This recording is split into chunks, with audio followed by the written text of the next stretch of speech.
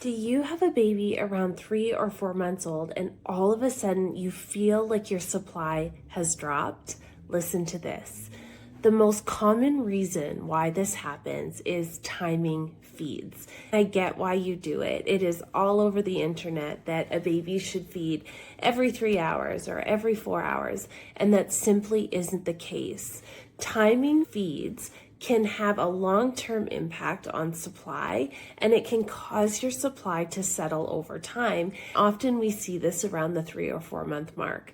The biggest thing you can do to mitigate this is to feed on demand. I call it the mama's method. It is just offering milk frequently.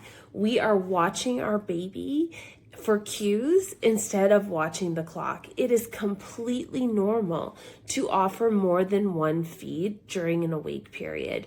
Your baby may or may not take it. It's important to follow your baby's lead. If you do this, you will keep your supply ample. If you follow the clock, we are not building a supply for your baby. We're building a supply for a schedule, which is often why women experience that drop in supply. If this resonates with you, let's talk about it in the comments.